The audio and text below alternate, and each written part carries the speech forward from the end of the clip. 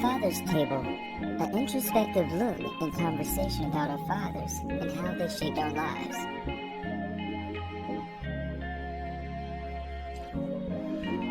Welcome to the Father's Table. We're back, and I have a very special guest with me today. I have Matthew B. Salih. Did I say that last name right, Matt? It's Salih. Most people Salih. get it wrong. It's all good. Yeah, Matt is really been a tremendous just impact on I would say a tremendous impact on YouTube. Um, just a little background about him. Matt is a devout Christian and a teacher who is passionate about his life, and he's passionate about the Bible. Matt is a YouTuber. He has a YouTube channel he could probably tell us a little bit about. And also, Matt is an author. He's written either a book, and I think he has another one in the works of coming out. He's also the founder of the Father's Well ministry. And if you contact him, he could probably come to your local church and share there. But he's really a young man, and he's really awesome. I've found him by way of YouTube, and I was like, I really like this guy. And he was he's fortunate enough to, graceful enough to just put his phone number on one of his videos for anyone that wanted some help. So I called him one day. And that's how I met him. And we've texted here and there about a couple of things. But welcome to the Father's Table, Matt. Awesome. Thank you. I think it's pretty interesting how we have like very similar ministries. So it's nice for me to go from a well to reclining at a table. you know, at the father's table. But thank you for having me. Oh, no problem, no problem.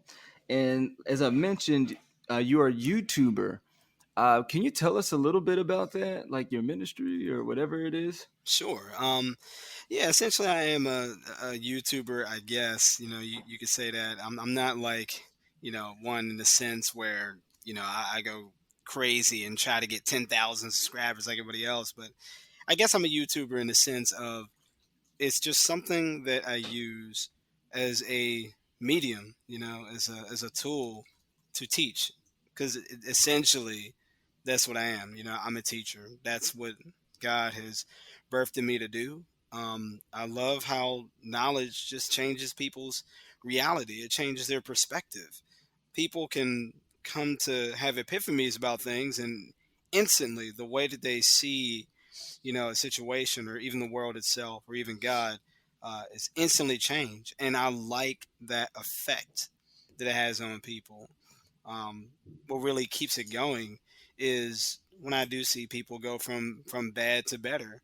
And since I've worked in the schools for nearly 8 to 10, really, if I really want to be honest, about 13 years of my life, I've seen individual students change when people are patient with them and when they show them certain flaws or shortcomings about themselves. And I work with these students for like a year. I'm with them for like a year straight, from October all the way till May.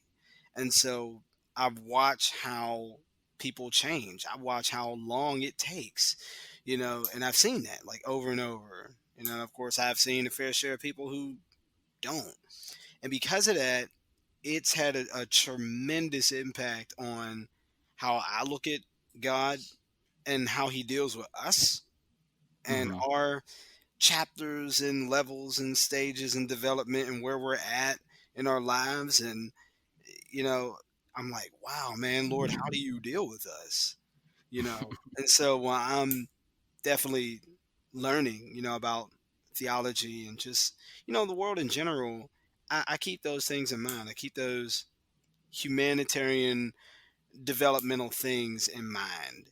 I think Gotcha, that's definitely very important. gotcha. Yeah, man, you definitely sound like a teacher, and I could definitely relate to that. Have being a father is it requires a lot of patience, but it also helps you to take a step back and examine yourself and like, oh, okay, this is interesting. Wow. Um, so tonight I want to do something different. I wanted to do this with previous guests, but I don't think I've had the time. So I'm gonna try with you. I'm not. This is not like anything that's supposed to bring pressure, but just like a quick fire type of thing. Oh yeah. So what I'm gonna ask you a series of questions in like 10 seconds, and I want you to give me like the first. Like these are all yes or no questions. Hmm. Um, and I want you to answer as quickly as you can. First thought, and I'll just set a timer. And these are basic yes or no questions about your father, and then we could get into it. But I think this would be something cool. I want to try to implement. So it might be the first and last time, but we'll see how it goes. So you ready? I'm ready. Okay. Starting timer now. Are you a father? No. Do you keep in touch with your father? My father unfortunately passed on December 12th, 2014. Okay. That was 10 seconds? No, wait a minute. Is your biological father married? Was your biological father married to your biological mother? Yes. Do you have brothers and sisters by the same father? Yes, I do. Except for one. Okay. Was your father a reserved man? Define reserved. Laid back, chill. Was a man of few words. Didn't really say too. Okay. Um, I think I could say more yes than no. I think I could say that. Okay. Do you consider your father heroic? Um, no, not the term heroic is not the word I would define for my father. More like the term of, I guess it's like a phrase. Um, to be there for you. Gotcha. Gotcha. Growing up, was your father active in your life? Yes or no? No, only until my adult life. Okay. Were you afraid of your father? No. Okay. And last question: are you like your father now? Um, Not only do I believe that I'm kind of like my father, I think that earlier in my life, um, I definitely was somewhat like him. But as I got older, I think that I pick up more his characteristics and his mannerisms more, and this kind of, in my opinion, accelerated after he died. Hmm. There's a little story I always kind of share. It still amazes me and freaks me out to this day, and that is, I remember I was at the grave, and my mom, my sister were there, and there was like a few other people because they eventually all left, and we're all standing there over his grave, and the barriers didn't even like bury him yet, so the casket's just there, and I don't know. I remember something like came over me where I knew I was going to stand there for a very long time. And so Hmm. eventually it was time for us to go. And when I started to leave, for some unknown reason, every little other moment, I would keep looking back. And I remember in that moment, like the more I kept looking back, the more I got this feeling that increased, that made it feel like a part of me stayed there, and whoever my dad was, like a part that was in him, left with me. And it was Hmm. like this exchange or something. You know what I mean? Of course, obviously, we all know the Bible doesn't answer every single nuance of spirituality in life. It wasn't designed that way. So it always leaves kind of an open door for you to wonder. And of course, it always gives you something to pray about. But I think about that to this day, and I hope that, like, maybe perhaps God's gift was, the best virtues of my father went with me, you know, Hmm. and the parts that I guess my father loved about me, a little bits of that, went with him. Hmm. So that's the way I would describe that. It's really insightful. Thank you for sharing and participating in that. I'm still trying to work out the kinks to it, but thank you for being my guinea pig. Um, Oh, it's but fine as long as I don't get shots. I'm fine. uh, No vaccinations either. right, right. No vaccinations over here. Um, so let's get to the this is how I begin a lot of the interviews. I want you to close your eyes, take 3 deep breaths, and tell me what comes to mind when you think of your father. Instantly, I see him smiling.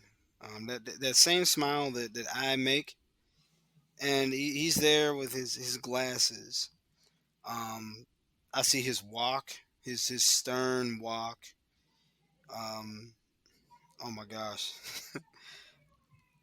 man, I don't want to cry.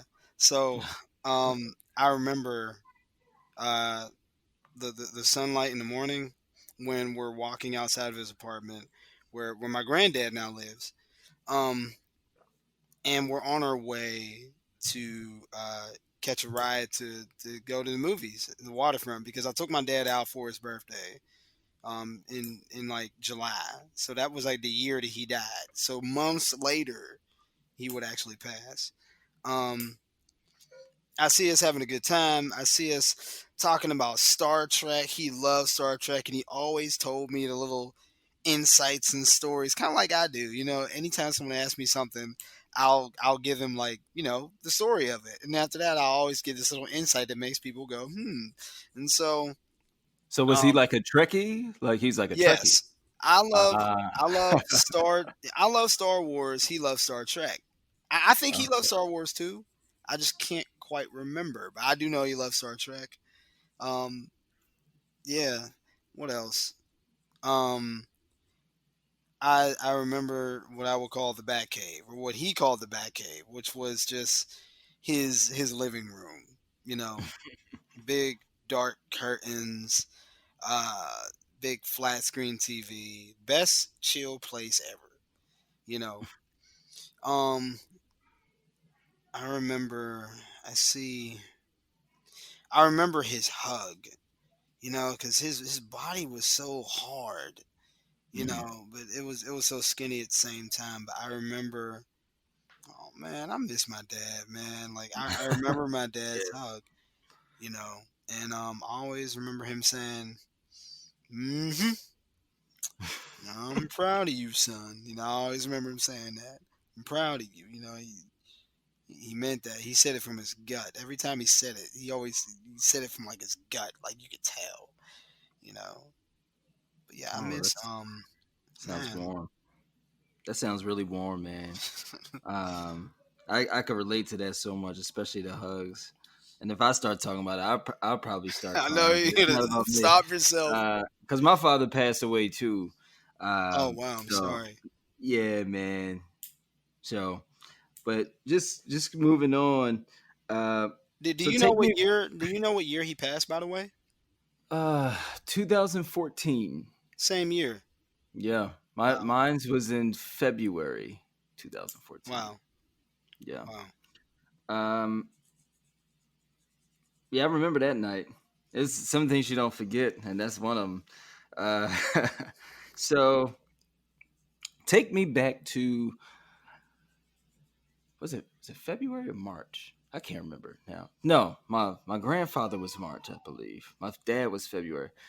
Okay, I'm getting my dates mixed up. Okay, but it was definitely 2014. But take me back to you as a child. Take me back to the ages around elementary school. How was your relationship with your dad then? Was he with your mother? Was he in the house? Was he out of the house? Like, how was it? How was he to you then? Well, I mean, at that time, my dad was divorce from my mom, and mainly that was because that was during the time when he unfortunately had his fight against crack cocaine. Later Mm. on in his life, he eventually beat it, and it was great, and that's where my adult life kicks in. But I had a stepdad named, well, I won't say his name, uh, but yeah, I did have a stepdad, and this guy was like 6'2". He would lift. Uh, now I remember when he was real little, he used to have a Jerry curl. you know, we used to make fun of him a little bit because he reminded everyone of the guy on Coming to America. You know, Oh, yeah, oh, right. With the with the soul soul glow, glow. the soul glow.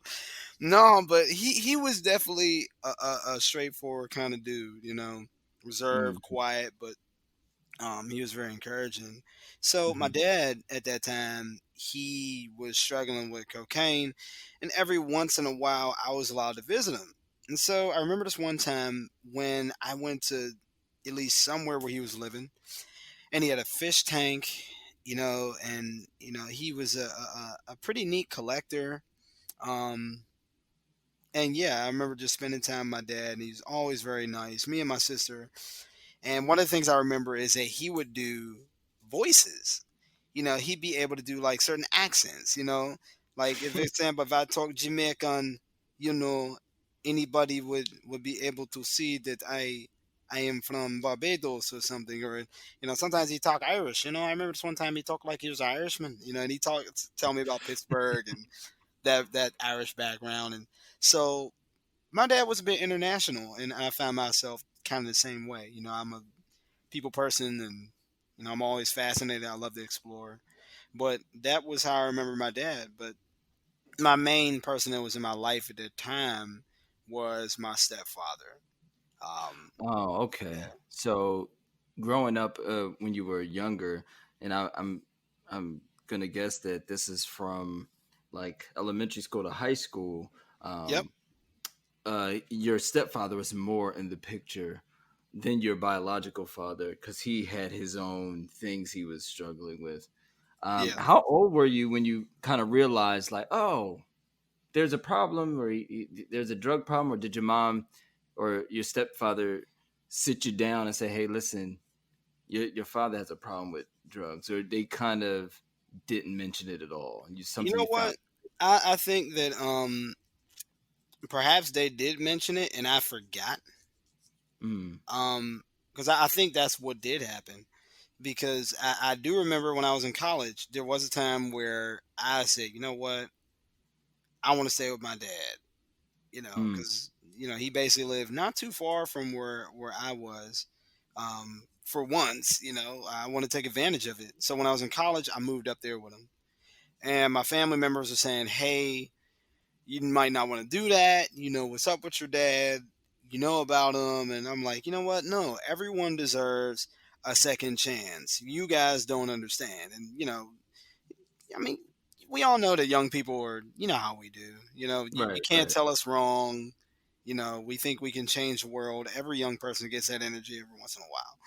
Hmm. So, to make a long story short, I moved up there with my dad, and I remember like I'd say by the end of the year, I had to move back Mm, because I remember when my boy wrote me home from the art institute, from college, and I walked in the house, and next thing you know, the TV was missing, my PS2 was missing, uh, just a lot of things, man. Like just everything was missing.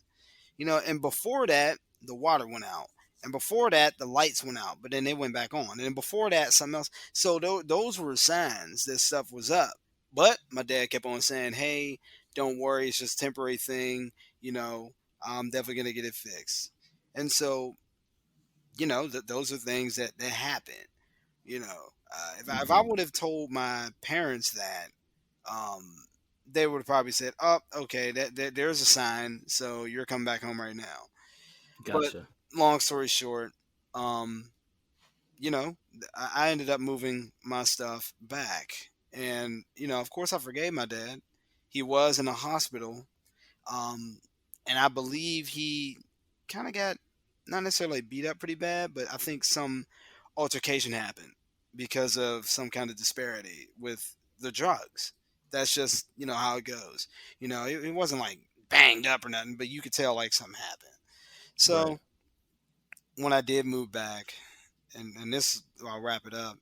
Basically, all the drawings that I had ever drawn from age 7 all the way to age 19 were gone.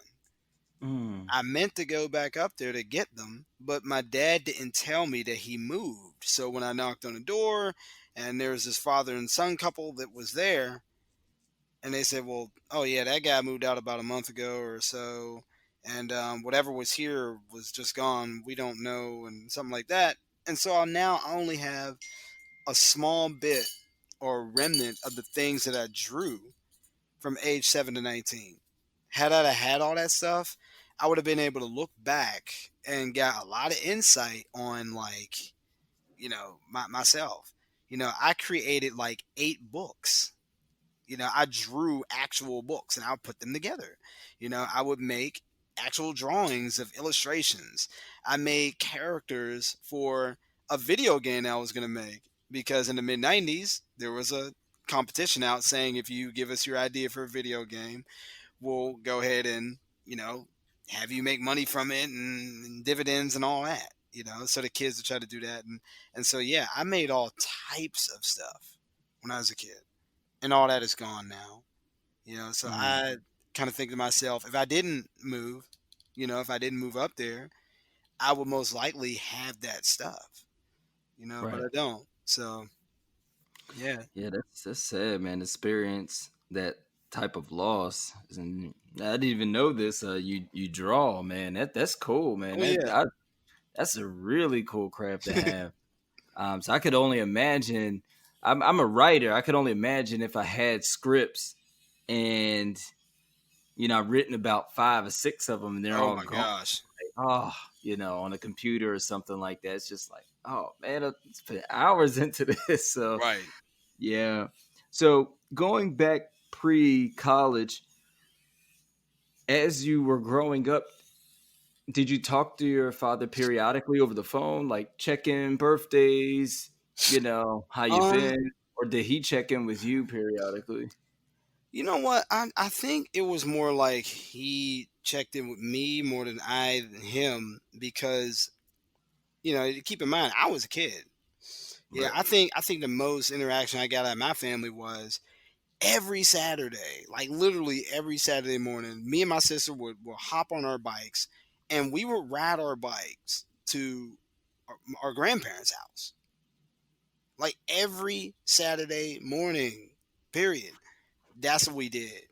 And it was like a 15-minute ride up the hill, down the hill, and along the alleyways and beautiful scenery. And yeah, and we would go there, and that's when I really got to know my grandparents.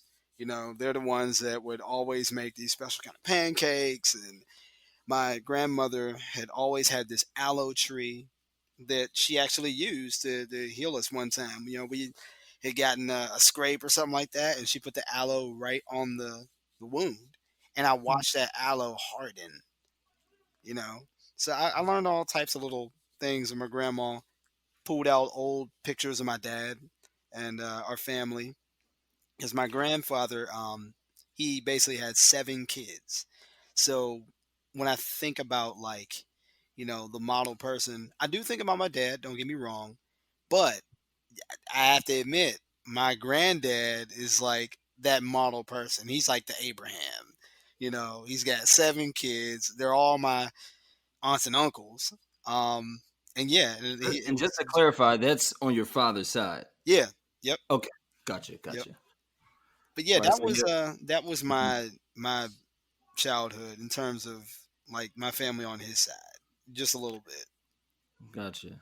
So you and your father's connection got tighter, and you got a chance to actually live with him um, during college. So if you could describe living with him, that year. You said it didn't end on a great note, but like during the course of that year, how was it? Did it have its ups and downs?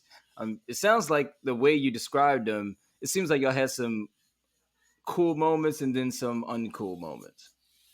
Yeah, well, I mean, what I would say is that for one, um, I would definitely say my dad was a great father. I definitely know that. Hmm. I would definitely come home from college, and he definitely always had, like, some food and provision and things, and going out. Uh, and of course, we had some great talks. We had some wonderful talks. The only thing is, it escapes me of what those talks were, and I think once again it was because I was just young and I didn't foresee, like, me moving out of there. Uh, as fast. You know what I mean? Had I Hmm. seen that, I'd have probably, took a little bit more consciousness into memorizing all that stuff. Yeah. But yeah, I think the only thing that we really had bumps on is when um, I come home one day and all of a sudden, like, the water wasn't running, Hmm. you know, Yeah. and which are all linked to, you know, his that was his battle with cocaine. Right. It's a one thing that just really just kept draining everything. Nevertheless, he was a great guy though, but he just had that Achilles heel, and it would just kill him every time. Did You he know? ever discuss that with you, or was this something he didn't talk about? Oh yeah, he did. He Oh, he had discussed it with me, and then one time, he had told me, and I never forgot this. He said being on cocaine. He said the worst part is that you ride the dragon. I said, "What's riding the dragon?" And he said, "Riding the dragon is you have the highest high of your life.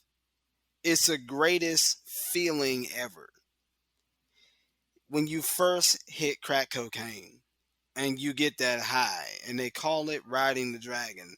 The problem is that when that ride is over, you go back to experience that high, and usually the average cocaine addict tells you that you never ride that dragon again. And so you spend, you know, if you don't get over it, you spend the rest of your life chasing the dragon for that one mm, ride, no matter how close you get. wow. And yeah, I think I heard something like that about gambling too. It maybe I'm wrong, but it was almost like you try to chase that sensation or that feeling or that jackpot of winning that first time, and then you try to keep chasing that. I gotta win type of deal. Maybe I'm getting my analogies messed up, but I remember hearing something similar with that. You're trying to chase that first high. yeah, Uh, wow. Well, it's great he shared that with you, and he was open and honest and transparent about that with you. Um, just just want to shift here. So you mentioned that you're a man of God. Was that something that you picked up from your father at an early stage, or was it something he talked about, or you weren't introduced to that by him at all? well, when I think about, like, the phrase "man of God," I think about myself at age 7. Hmm. Like, 7 years old was the year that I had, like, the first full awareness of who I was. So when I was saved at age 7, and I remember, it wasn't even at my home church. It was at my stepfather's mother's church. In other words, his mother, right? That would be like my grandmother, basically. There was a man who basically was preaching the gospel. It was a small church. It was Sunday morning, and he just preached the gospel. And it's like it's like that one time. It's like that one way that Sam from Lord of the Rings explained stories. He said, "Stories stick with you, even if you're too young to understand."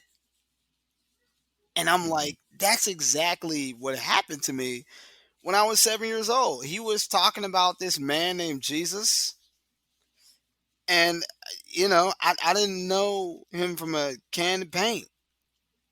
But the way that he described this man and what he did and how he died on the cross for our sins, and that he loves you so much that he came, and he came to earth to reconcile us to the Father, to bring us back home, because we were lost.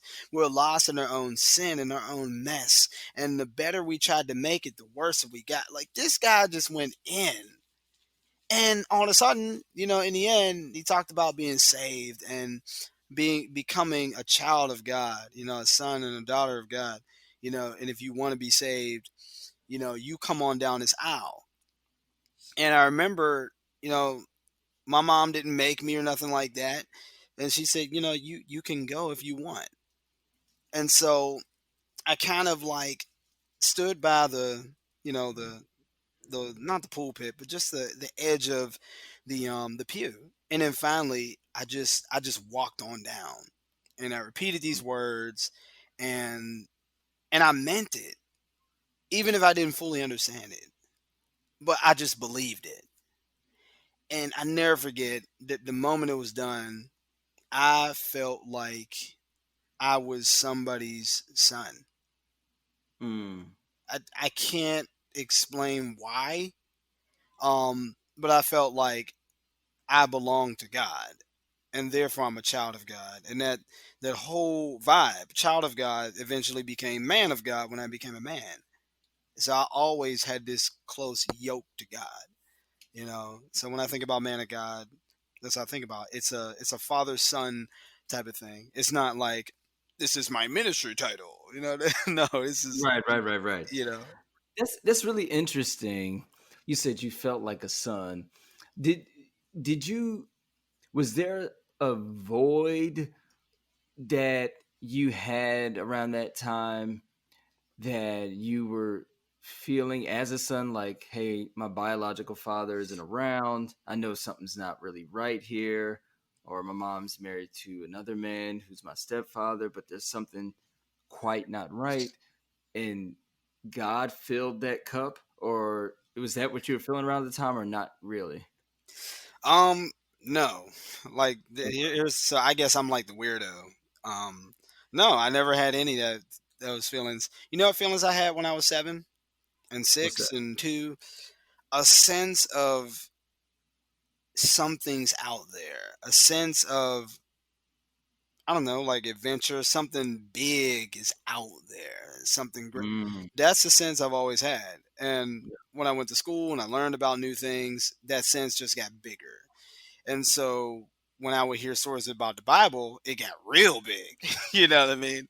And then finally, when the reality of God had set in, I was like, okay, I think this sense has found a home.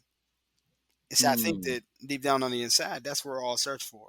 We have this hunger that only God can feel, not life and adventure and things like that. And as great as those things are, but it found a resting place under the idea and concept of God, and everything else fell into place. So for me, I was happy with my mom. I was happy with my stepdad.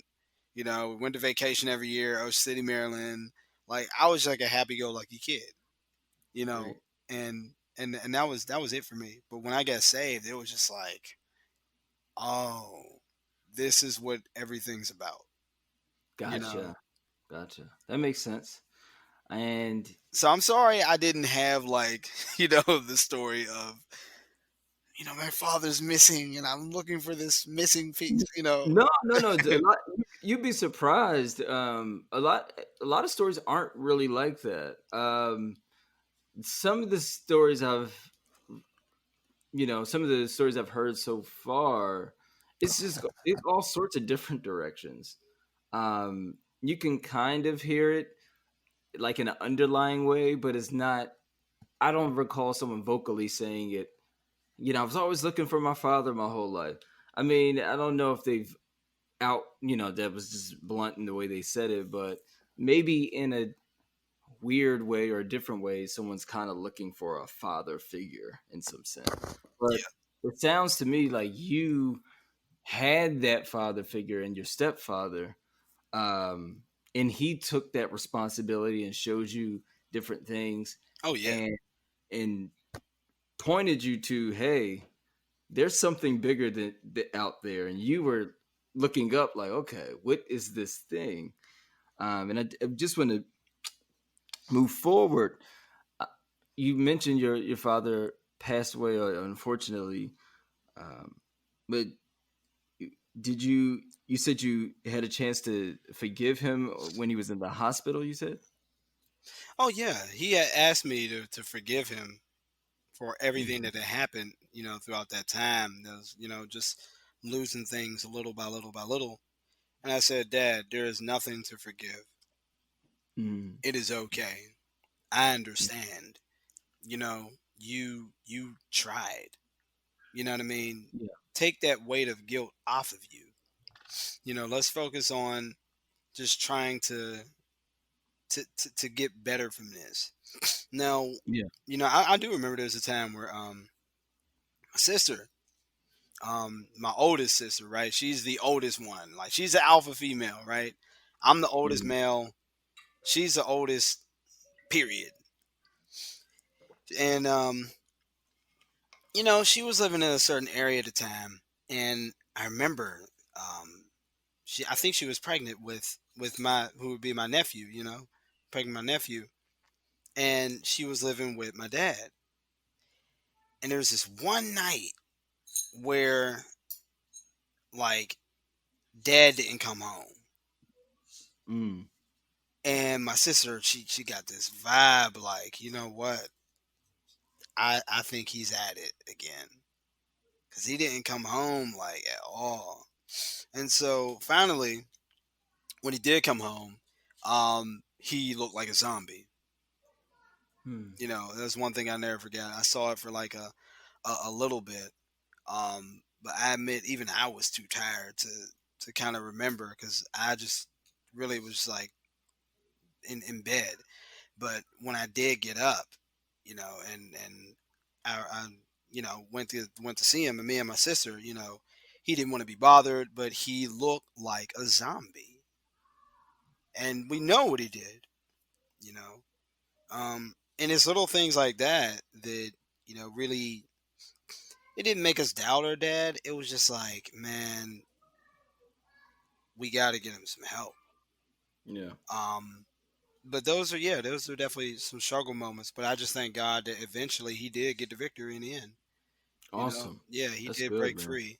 You know, I could only imagine, Matt, that um, trying to break free from that, man. That's just tough. Um, man.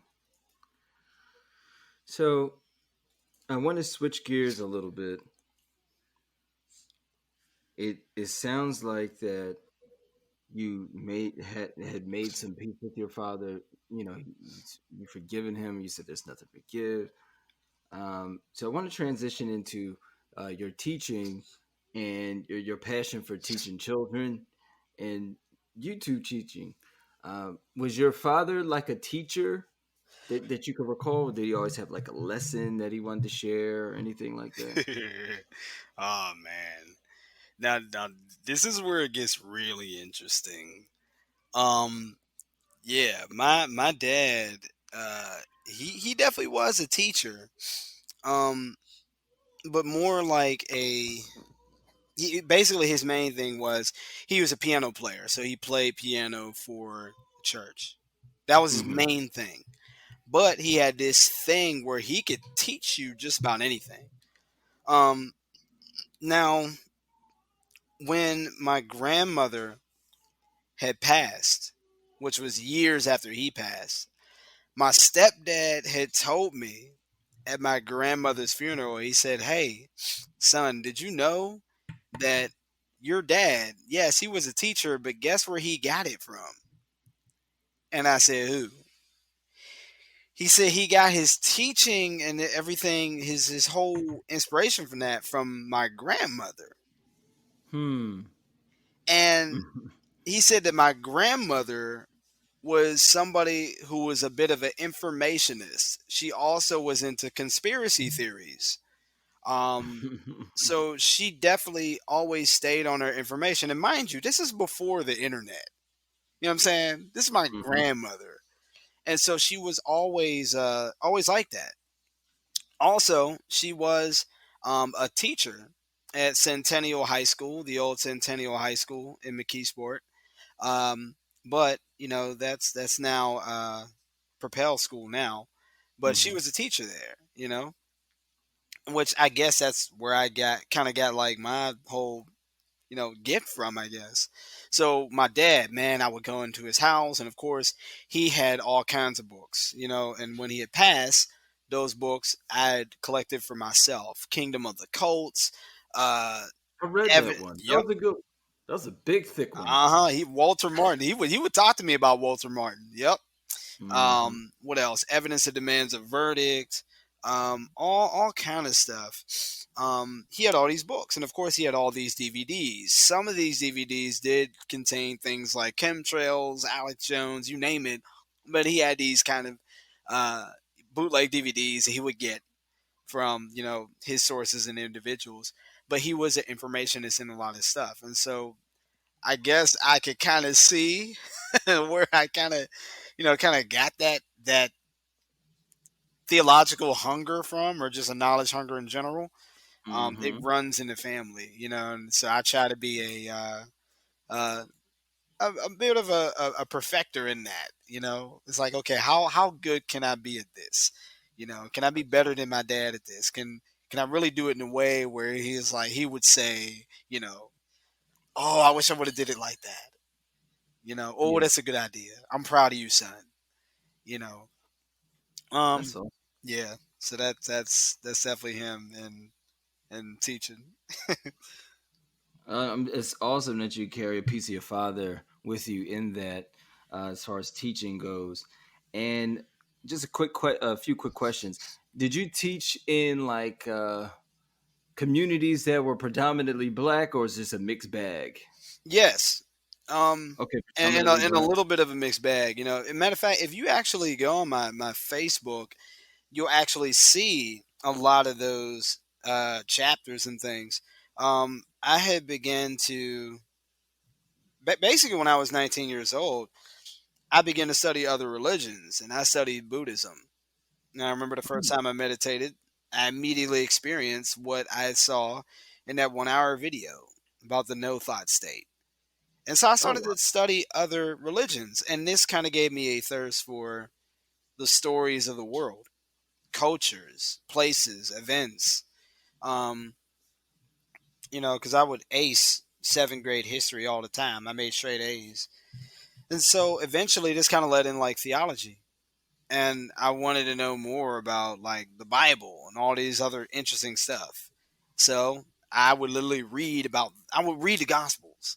Like when I was in high school, like that's what I would do on a hot summer day in the morning before I run out.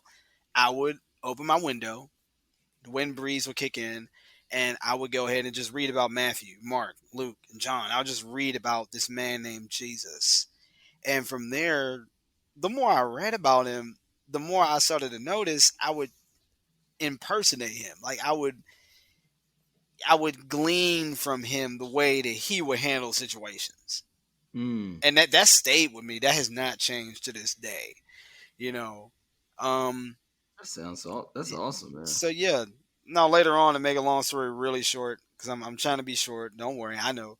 Uh, things Take your went time. from being very personal to very theological for many reasons, and that was because there were other beliefs out there that basically tried to ransack Christianity, ransack my beliefs, ransack my relationship with Jesus, and I ran into Keith Truth Thompson, and I watched him debunk something called zeitgeist, and he did it with ease. And this was in 2007. And once I watched how he did that with ease, I was like, wait a minute, these things that people say aren't so stone walled. They're built on stuff where the sources don't even say anything. I said, how much more stuff is out there like this that's just pervading, and Christians are just falling to it.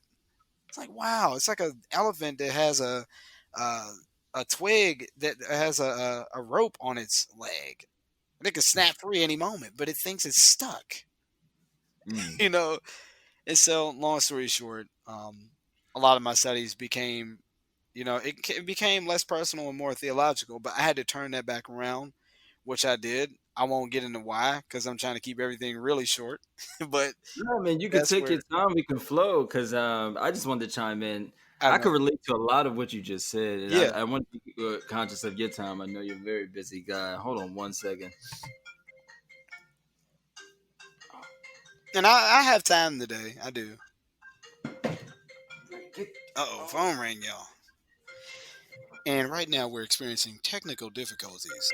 Yeah, very very technical difficulties. I'll have to edit that out.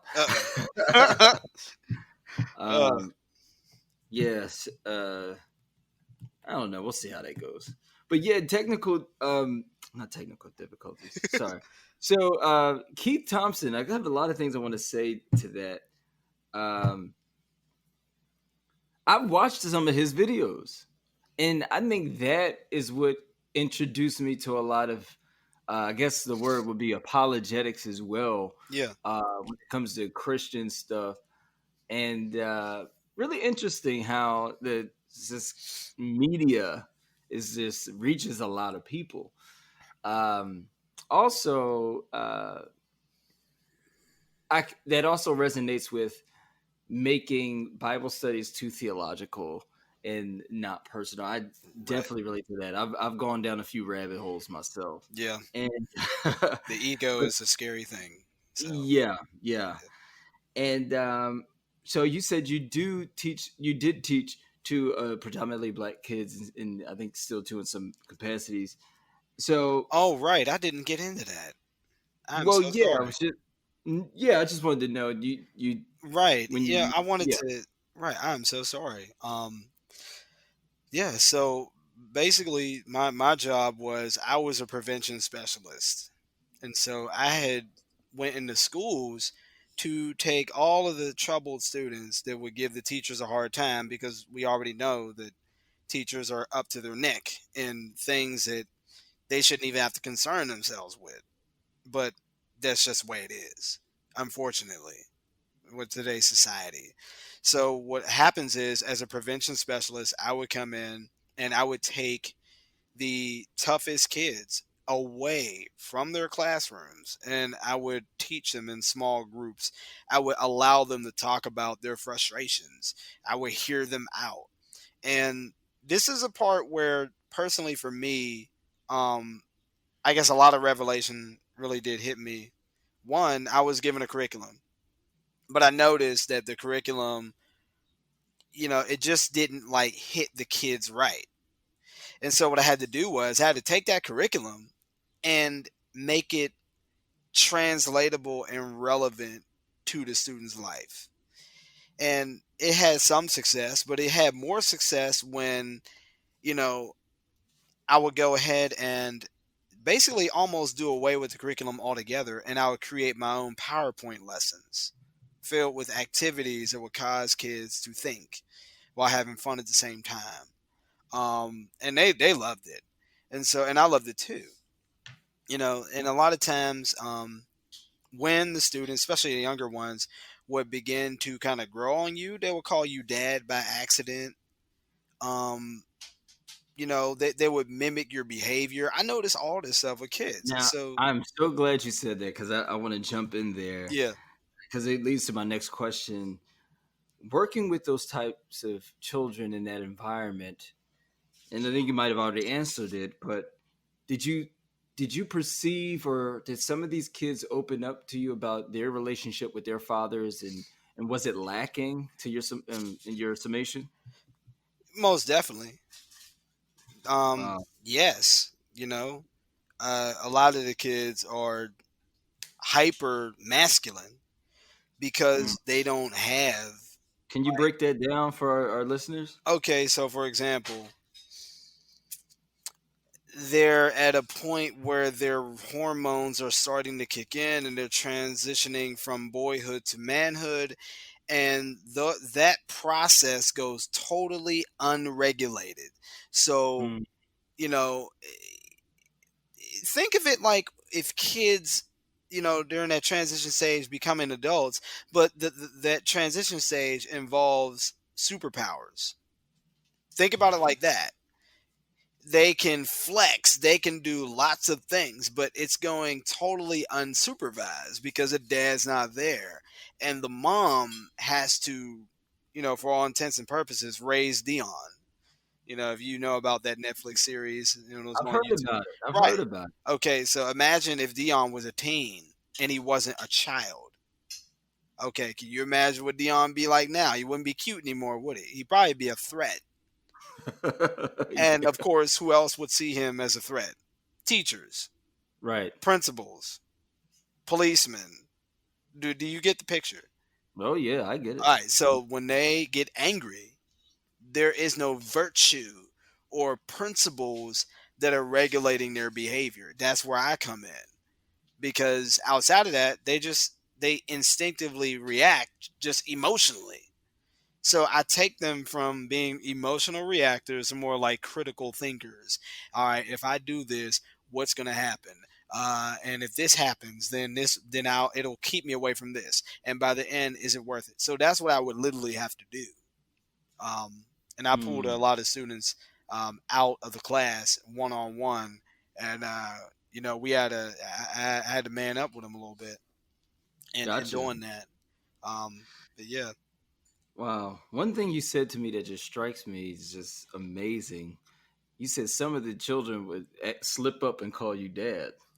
Oh yeah. I that how did that make you feel when you heard that? Like I mean, to me, it was just as natural as rain, because I think I don't know why, but there's just this. I think God makes everybody different for a reason. For me, there's always been this move for our society me where I just like being dad. I like looking after others. I like seeing them grow. I like mhm, watching them. I like watching over them. I like making them laugh. I mhm, like it when they come to me asking me questions. You know what I mean? Like, I like that. And so kids glean that energy off of you a lot. You know what I'm saying? And so that's what causes them to do that, And so when I get on them, you know what I mean? I've had, years ago, I had this one guy, this roommate, um, he was staying with me because he just needed a place to stay. mhm, And his girlfriend was at the house sometime. And I remember, because there was a certain way I like to keep my house, you're not going to be smoking in my house. I remember I got on her about it. And the way that I did it, she ended up telling me, you're not my dad.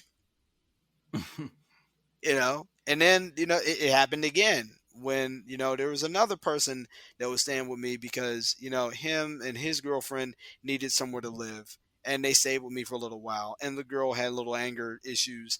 And again, she had taken a mirror off of my wall, a mirror that I liked, but she took it off my wall because she wanted to do her hair, and she got sick of going to that wall to do her hair. She wanted to do it in the other room.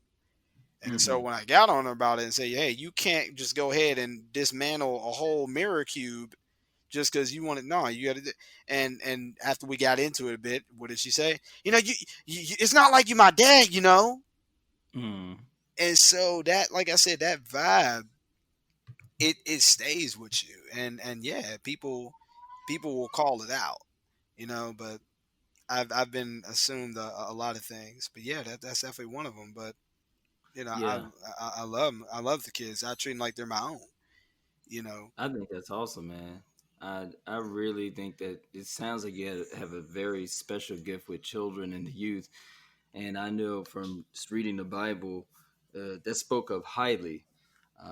You know, Jesus had a really high regard for the youth, the children. And I just want to just wind it down. We're going to come to a close. One more thing I wanted to hit on. I wanted to see if there was in your summation, again, was there a connect? But I want to read something out of a blog I read. I'm just reading a little excerpt. I want to read this to you. Many religious philosophies flourish because Christians do not give adequate attention to them. One apologist stated that cults are unpaid bills of the church. One theologically conservative Chris, one theologically conservative Christians tend to ignore the religious movements known as the Black Hebrew Israelites.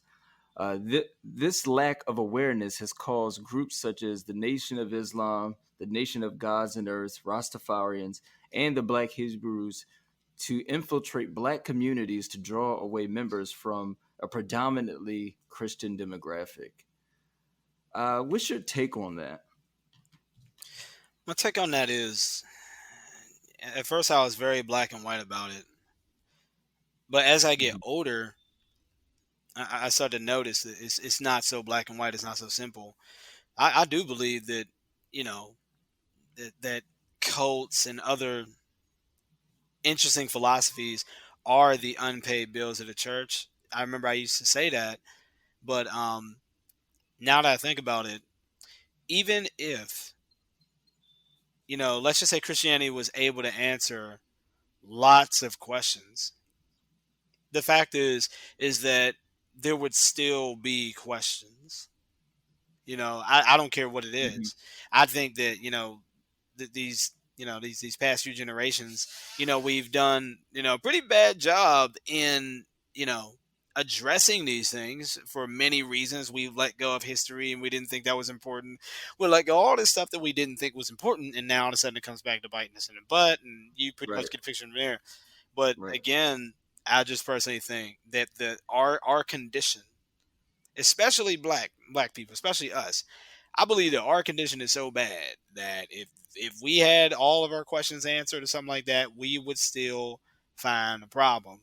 And it, Mm, it reminds me of something I was looking at last night on my way home from work. I was looking at a Mortal Kombat 11 ending. This is one of my favorite endings, and it was Cetrion, and she is like a goddess of virtue, and she was able to go ahead in the end and control time. But the problem was every time she rewound time from the beginning and she freed human beings from like want or need, the issue was she said that the humans would find some reason to still divide over each other, whether it's from creed or race or whatever. And so she said, you know what? She said mortal sins must be cleansed. And so she mm, said she baptized them in fire.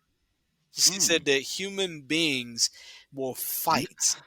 This is a Mortal And Kombat game. I'm telling you, you should look at it. Hey, yo, it gives me chills right now. She said that humanity will fight, and in the end, when they arise from the darkness, they will be humbled, eager to embrace the light. Mm. And that's just my take on the whole thing. Like, it doesn't matter. Like, you cannot waste your life thinking that, oh, you know what, I'm an apologist, if I can just get them to see and understand this and that. No, there will always be something. No, you Mm. just have to go ahead and give it all to God and let God just do what he does, and in the Right. end, hopefully they emerge with themselves intact and only clinging to the Lord, and they left all that other junk in the wayside you know Right, right.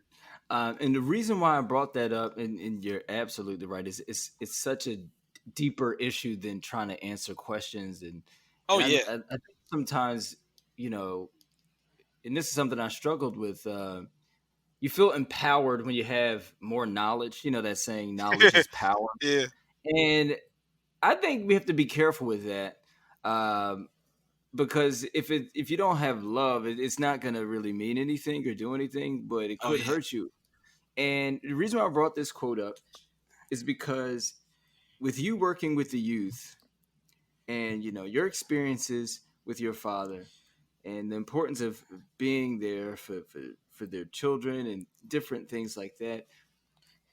I think sometimes cults or even the church could replace like or try to replace like a dad in a sense. And Mm, I don't know if God designed life that way. I think fathers has a specific unique role in a child's life. And church has its place, and movements and groups have their place.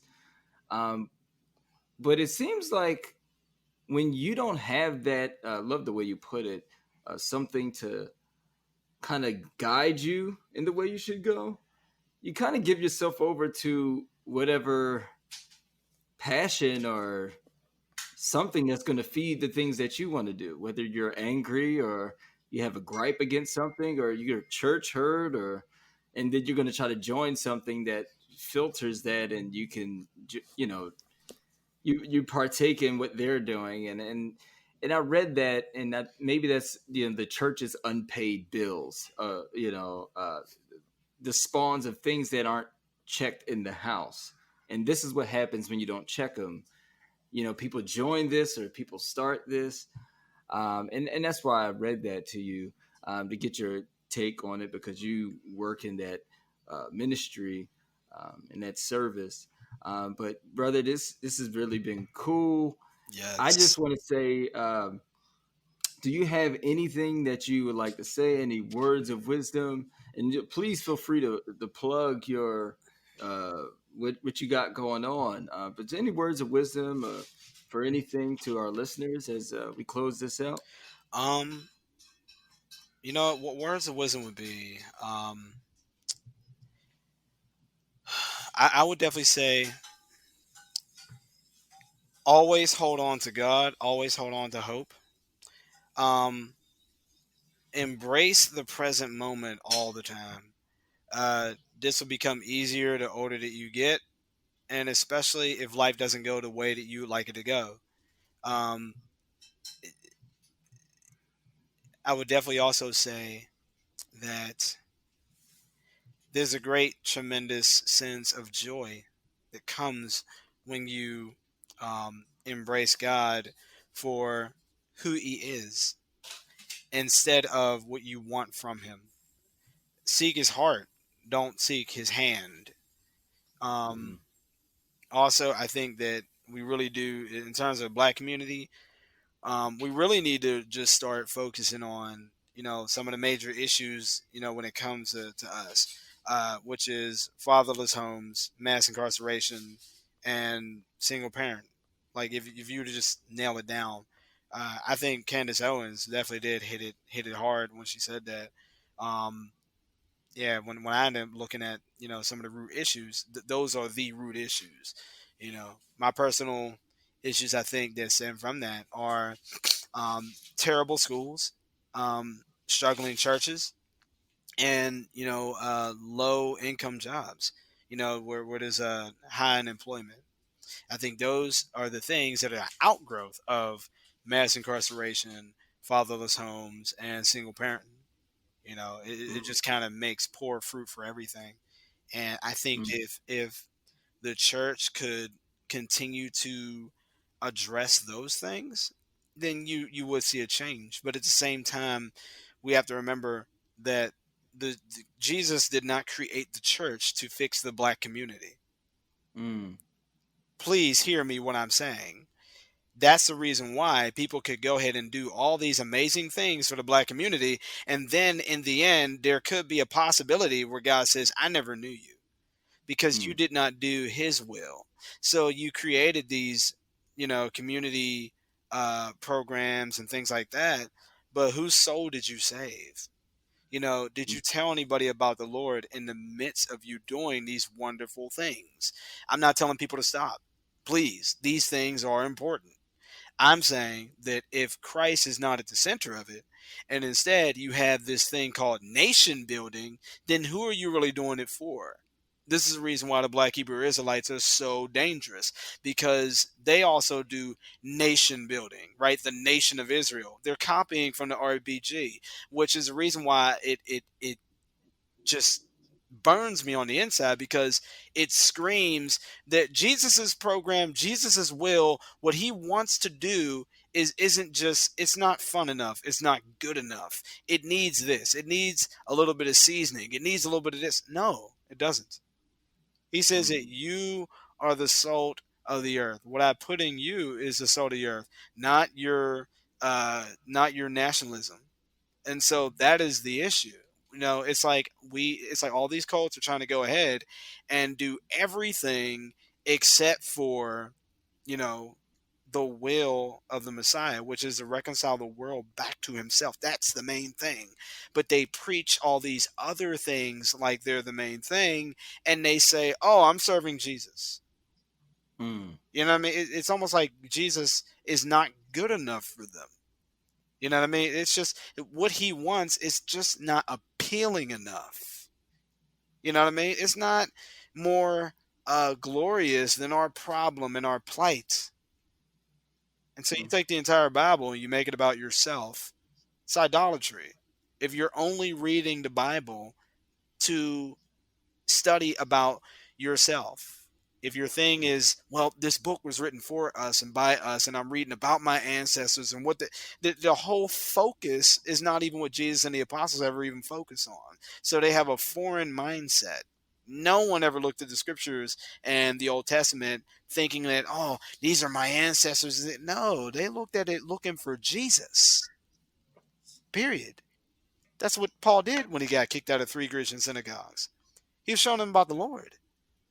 And Mm. it's so that Yeah. mindset is just totally foreign, and that's just a lot of my frustrations, and I hope that, I hope they change. I pray that, they really change and embrace God's will. Awesome. Awesome. And for anyone who has any questions about what Matt is talking about, Matt, can you give them some contact info so they can reach out to you and talk? And Sure. My contact info is SSoreal at gmail.com. I did check an email this week, and I emailed that person back with plenty of sources that they could use because they emailed me asking for sources and how to study. My other email is mattthewsalih at gmail.com. That's more of my business professional one. But yeah, that's my contact. If you want my Google phone, just simply email me, and from there I can give you my Google phone, and we can definitely talk more. My ministry is a Father's Well. To this very day, I am still looking to do actual what's the word? It starts with a P. Goodness. uh uh, Dang. partnership? No. Darn it. What's it called? Workshops. No, it's also the W. Wow. I'm way. Actual workshops, My book will definitely be out this May. I finally figured out how to go ahead and update the cover page and all that. So my physical book will actually be out. Um, it is called Christian Hebrew Conversations for Spouses and Loved Ones, Volume 1. There are 3 extra chapters in the paperback edition that's coming out, the one you can hold in your hand. There's a chapter on divorce because that is an issue in the Hebrew community.